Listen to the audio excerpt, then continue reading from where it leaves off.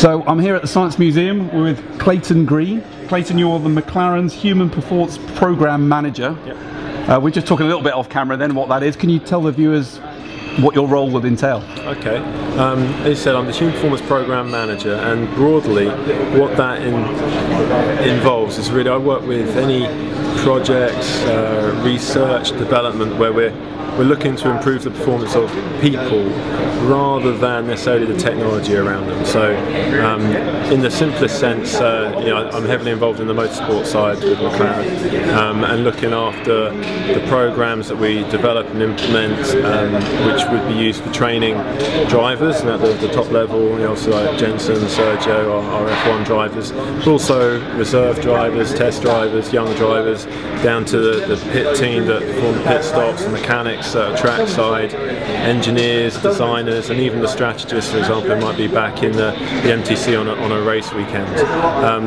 And even at this point, our program broadens now even more from just looking at motorsport out into other forms of human performance, which could be other competitive sports through to executive performance in a board room. So we're here obviously for the Lucozade launch. Lucozade have worked very closely with McLaren, and I assume with you. And I mean, taking the drivers, because there's so many people to talk about in terms of the teams, but the drivers and their requirements for fluid. I mean, can you talk us through how the product's developed?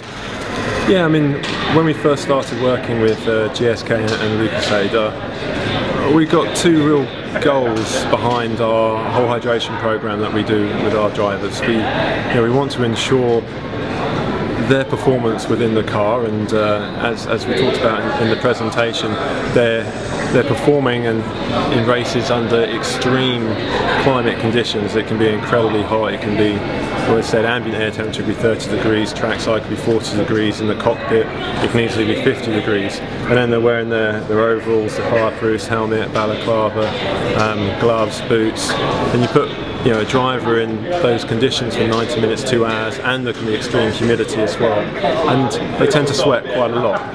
And it hasn't been uncommon for like a 60, 65 kilo driver to lose around, or up to around 3 kilos in a race, which is around 5% of their body weight. Now once you lose in excess of 2%, then you can start to have major implications for an athlete's performance, both physically and mentally, and they're two components that we're trying to maintain for the drivers. So one aim for our collaboration with GSK and the drinks is like, well, can we maintain the hydration levels and the performance of our drivers, which our drinks have worked hard towards doing that. The second performance benefit for us as a team is that the car plus the driver have to be above a certain weight at the end of the race, otherwise it's disqualified. But you're trying to ensure that you're as close to that weight limit as possible, because any extra weight over the course of a race distance can severely hamper how you compete compared to the other guys on the track.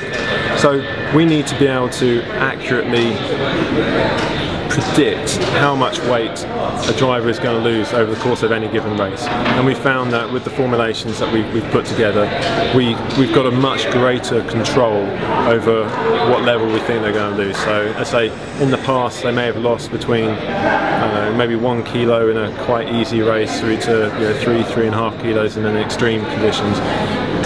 These days it's very rare for us to really be losing more than 1 to 1.5 kilos unless it's exceptional conditions, and we need to know that we've got that kind of reliability in our ability to predict their weights, and it's helped a great deal with that. We also took an off camera just in terms of the scale of the operation and how long the season is, but I mean to talk us through how a driver, they travel all over the world, they see different conditions, it's hot, it's cold, different race courses. Can you talk us through a quick season on a driver? And well, the season comprises of obviously travelling around the world, and normally it's around 19-20 races. You have races out in the Far East. We go to places like Malaysia, Singapore. It's very hot, it's very humid. You have the challenge of going through different time zones and jet lag. Singapore's a night race, so there the challenge actually is that we take the drivers out on the European time and try and stop them from acclimatising to the local time, because they're still going to race on European time. That offers up its own challenges. And then we travel to the other side of the world, and around Australia, we're over in the States, and again it's time zones going the other way, and then we have a whole battery of races in Europe, and generally the conditions are a little bit more favourable, but the challenges tend to be that you have the heat and you have the time zone changes. Some of the circuits are more street circuit, like Monaco, Singapore, Valencia, and then there's much higher risk involved in what the drivers do. If you make a mistake on some of the modern day circuits, for example, they're quite forgiving. You might have a gravel trap, you might have a runoff area, you can rejoin the track, or you just get stuck in the gravel. With a street circuit, the margins are much more to the bone. If you make a mistake, you're in a wall, your race is over, hopefully you're stepping out of the car injury free, but it's much more stress involved in those conditions. Sure, and we're also talking, obviously, they do a lot of strength training. I'm sure there's some gym work. I mean, is running a particular focus for? Yes, I mean definitely. I mean we talked about, obviously Jensen has a huge love of triathlon, so he does a lot of running as well as cycling and swimming too. Sergio does a lot of training, and other drivers in the past do as well. We need them to have a good cardiovascular base. When they're in the car, they have to deal with the heart rates that they're experiencing, and they have to be able to control their body temperature through the whole cardiovascular system, and getting blood shuttled around the body.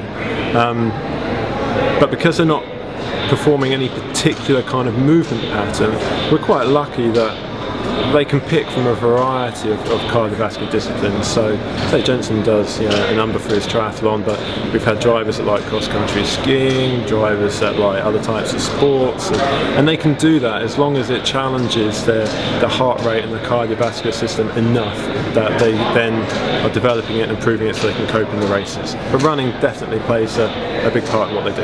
Well, we know you have to get on. We could talk you for hours. I've certainly got plenty more questions, but we'll leave it there. Thanks very much for your time. Thank you. Cheers.